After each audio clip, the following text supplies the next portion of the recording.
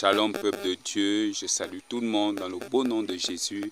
Ce matin, nous allons partager un bout de texte dans le livre de Jean, du verset 9. Voilà, on va le lire rapidement.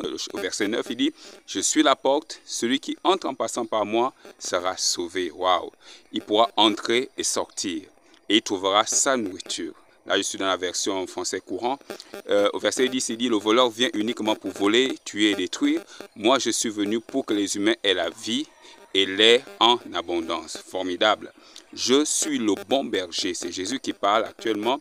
Je suis le bon berger. Le bon berger est prêt à donner sa vie pour ses brebis. L'homme qui ne travaille que pour de l'argent n'est pas vraiment le berger. Les brebis ne lui appartiennent pas. Il les abandonne et s'enfuit quand il voit venir le loup. Alors le loup se jette sur les brebis et disperse le troupeau. Au verset 14, je vais sauter. Il dit, je suis le bon berger, je connais mes brebis et elles me connaissent. De même que le Père me connaît et que je connais le Père et je donne ma vie pour mes brebis. Alors, le Seigneur a mis ce texte dans mon cœur et vraiment je l'ai trouvé formidable. Ce texte est vraiment la clé. Au verset 9, il dit, je suis la porte. Vous savez, lorsqu'on vit dans ce monde, la vie est... Nous sommes venus dans ce monde et Dieu, Jésus, dans ce texte, il dit, dans ce monde-là, je suis la porte. Vous devez passer par moi. Vous devez entrer par moi. Il dit, celui qui entre par moi sera sauvé. Le monde dans lequel nous sommes, la seule issue, le seul moyen, le seul remède pour avoir la vie, pour être délivré, pour être en sécurité, c'est de passer uniquement et seulement par Jésus-Christ de Nazareth. Et il dit, il sortira, il rentrera. C'est quoi sortir et rentrer, mes amis? Sortir et rentrer dans la vie signifie en fait toutes les entreprises qu'on peut effectuer sur cette terre, dans cette vie. Le Seigneur nous rappelle dans ce texte qu'il est la seule garantie de succès dans tout ce que nous pouvons entreprendre. Alléluia. Et au verset 10, c'est formidable. Il dit le voleur. Le voleur, c'est qui? C'est le diable. Le voleur ne vient que pour voler, tuer et détruire. Le rôle principal du diable, mes chers amis, c'est de voler tout ce que Dieu a mis à votre disposition. La Bible déclare dans le livre de Jérémie, j'ai pour toi des projets de paix et de bonheur. Dieu, en nous envoyant sur la terre, avait déjà un plan bien défini, des richesses, des bénédictions, une vie, une destinée que nous devions vivre. Et la Bible dit dans le livre de Jean, au verset 10, que le voleur, c'est-à-dire le diable, sachant cela, ne vient que pour voler ce que Dieu avait déjà prévu, nous donner la vie. Et ce n'est pas tout. Lorsqu'il vole, il va tuer tous tes rêves. Il va tuer tes ambitions, il va tuer tes projets, il va tuer tout ce que tu peux vouloir entreprendre. Tu veux construire, tu veux faire des choses, ta santé. Il va tuer tout ce qui est comme ambition dans ta vie pour t'amener à vivre une vie misérable. Tu peux avoir de l'argent, mais il va tuer ton avenir. Tu peux avoir des enfants, mais il va tuer leur succès. Il va tuer tout ce qui peut faire ton avenir, tout ce qui peut faire ta joie. Et lorsqu'il a fini de tuer, la fin, c'est qu'il va détruire. Il ne va rien rester de ton existence sur la terre. Il ne va rien rester de tout ce que tu auras entrepris, toute la sueur que tu auras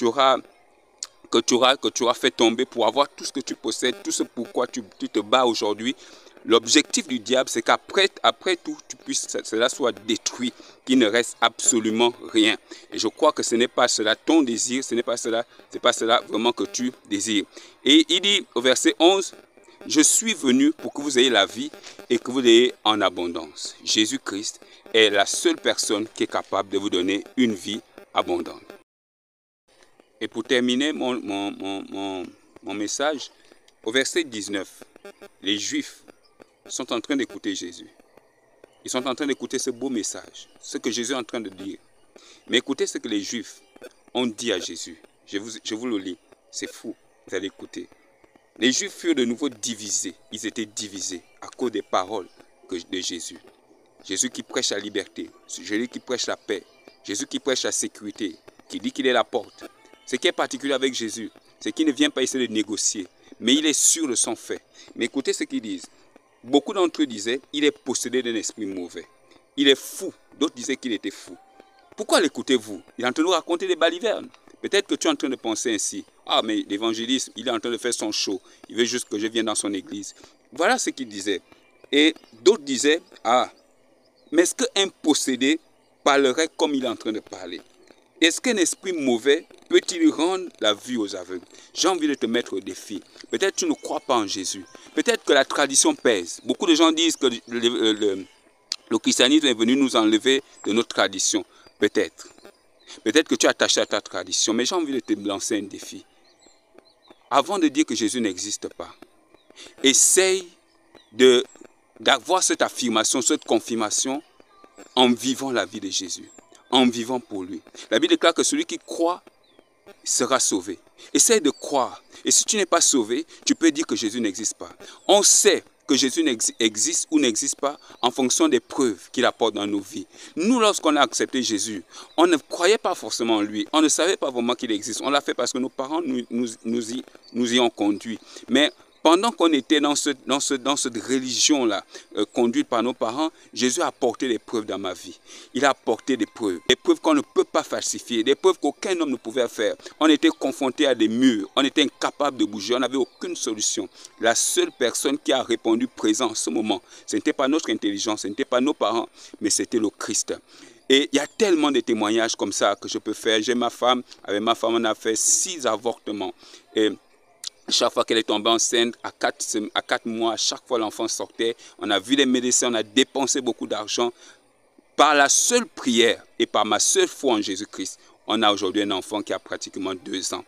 Et il y a tellement comme ça des témoignages. Je ne veux pas parler du domaine professionnel. J'ai vu Jésus guérir les personnes du VIH. Nous avons eu des temps d'évangélisation dans l'hôpital de Nkembo.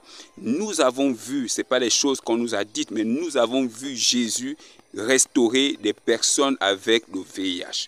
Nous avons vu Jésus guérir des maladies impossibles à guérir de manière scientifique. Pour refuter Jésus, ne reste pas dans ton salon et regardant ta télé en te disant, bref, tout ce que ces gens-là racontent, c'est des bêtises. Non, va, déplace-toi, essaye de le faire. Essaye de faire le pas de foi. Essaye de mettre cette foi en pratique. Essaye de tester ce Jésus-là. Donne à Jésus une situation qui est vraiment impossible à résoudre de manière humaine. Tu as tout essayé, tu as essayé tout ce que tu as pu, tu n'as pas eu la solution.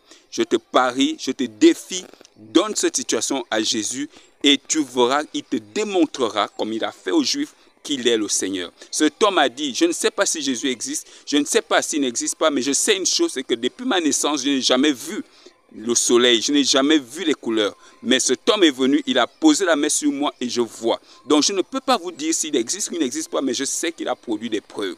Et Jésus produira les mêmes preuves, sinon plus, dans ta vie. Soyez bénis. Si tu as été béni par ce message et que tu veux recevoir Jésus comme Seigneur et Sauveur personnel, j'aimerais juste que tu puisses prendre 1 minute avec moi et nous allons prier. Seigneur Jésus, je te rends grâce. Je crois que tu es le Seigneur, que tu es venu dans ce monde pour me sauver. Je te demande pardon pour tous mes péchés. Et ce matin, je décide de te donner ma vie et je veux que tu sois mon Dieu et mon Seigneur de manière définitive au nom puissant de Jésus. Amen. Après cela, je te recommande d'aller dans une église où on prie Jésus en esprit, en vérité, et de commencer à connaître ce Jésus en lisant la parole de Dieu. Sois béni et la prochaine fois pour d'autres paroles concernant Jésus. Je vous aime. Ciao, bon dimanche.